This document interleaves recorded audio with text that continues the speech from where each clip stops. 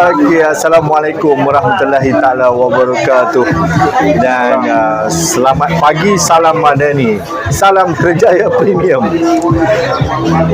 Kita bersiaran di Perhebat Sungai Buloh pada pagi ini, dan alhamdulillah bersama saya adalah Dr. Samsul Rizal Yahya, pensyarah kanan daripada Fakulti Linguistik Universiti Melaya.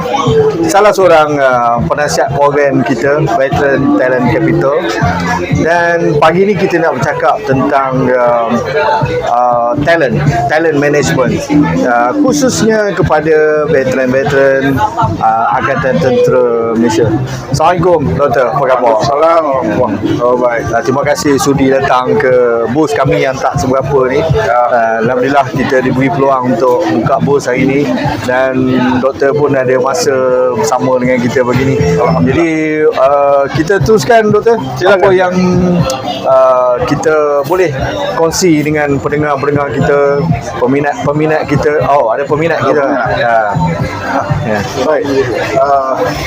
Sekarang ada banyak perkembangan lah, perkembangan baru mengenai bagaimana bahasa itu sebenarnya boleh meningkatkan kerjaya seseorang.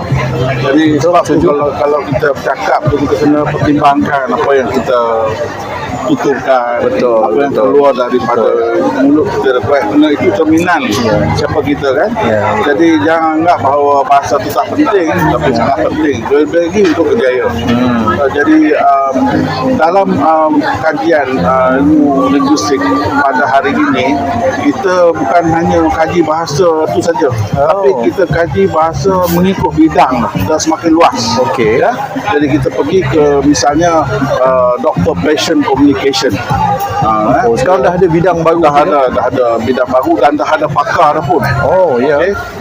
Jadi tentang komunikasi antara polis di kaunter dengan pengadu, misalnya orang buat aduan. Ya, betul. Jadi ini semua sangat penting sebenarnya. Dan kita pihak polis, pihak doktor, dan saya rasa saya nak sampaikan sini sukacita yang saya nak sampaikan. Ada berita baru. Saya telah pun ditawarkan untuk membuat kajian tentang dari segi bahasa lah, wacana bahasa veteran Angkatan Tentera.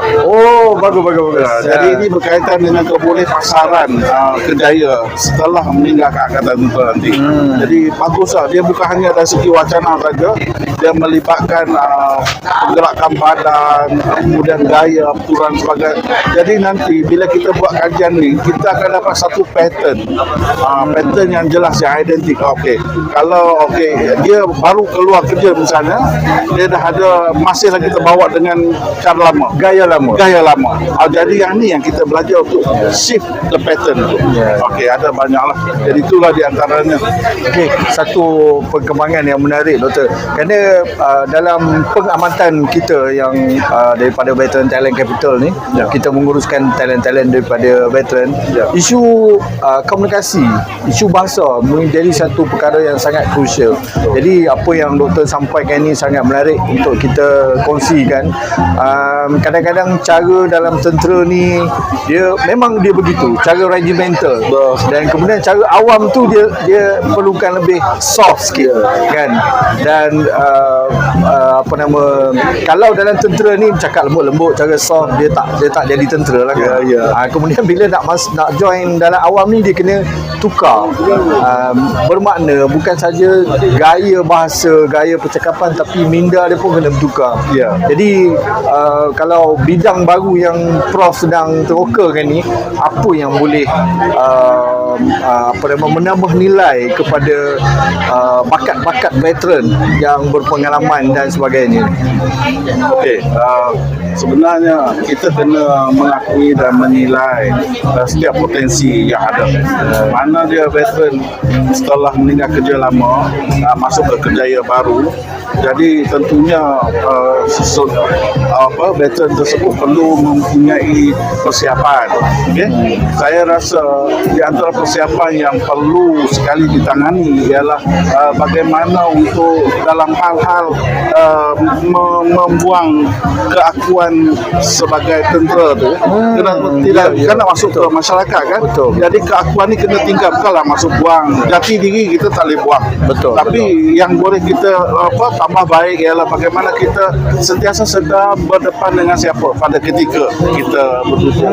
Jadi hal-hal yang macam ni, misalnya dalam aspek gaya yang kita akan kaji nanti itu, di situ ada 3 perkara pokok, iaitu yang pertama dia keakuan tu jati diri lah, yang saya kata tadi, kalau dah tentera lah sampai bila pun walaupun dah pensiun. Tapi itu baru satu. Yang kedua adalah aku dengan masyarakat. Jadi aku dengan masyarakat, aku dan Masyarakat. kerjaya, aku sendiri, okey, aku dan masyarakat, dan aku dan pekerjaanku lah, tanggungjawabku dan sebagainya. Jadi 3 perkara ni kalau betul-betul veteran itu faham, jadi dia sentiasa sedar di mana dia berada. Jadi dah tak boleh lah bercakap gaya seorang pegawai tentera misalnya kalau betul, kan berdepan dengan anak buah sebagainya. Jadi itu maksud saya. Jadi hal-hal macam ni perlukan latihan. Jadi apabila selesai kita punya penyelidikan ini, kita dah dapat pattern. Jadi pattern tu nanti kita boleh latih dalam banyak bidang, termasuk sampai ke cara berjalan pun kita masih boleh tunjukkan. Jadi dia sangat detail lah, sangat detail. Ini bidang yang saya sebutkan ialah bidang semiotik sosial, dalam bahasa Inggeris bukan social semiotik. Ya. Social semiotik. Yes. Ini satu bidang baru pada kita. Tak lama juga, tak baru juga, dah lama, tapi bidang sangat fleksibel. Okey. Bagus. Itu Tapi siapa tu? saya rasa di Amerika dah lama praktis perkara begini kan. Kerana itu mereka maju. Sama ada dari segi teknologi ataupun metodologi menguruskan human capital tu sendiri. Sangat betul. Okey, apa yang doktor bagi tahu tadi tu, dia akan menambah nilai dari segi capability veteran untuk berkhidmat dalam awam. Ya. Mungkin terlalu awal. Apa doktor rasa kursus-kursus yang bersesuaian yang perlu dedahkan kepada veteran? Okey, yang paling mudah dalam ini, kalau kita nak mula mengorak langkah sekarang, kita kena buat satu kursus macam peralihan.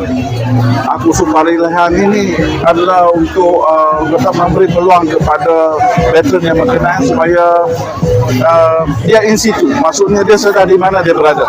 Dia apply bidang kerja ni, kita dedahkan semua berkenaan dengan bidang kerja tersebut. Di samping dia in situ. In situ ni maksudnya persiapan dari segi mental, persiapan dari segi ilmu dan lain-lain segi lah.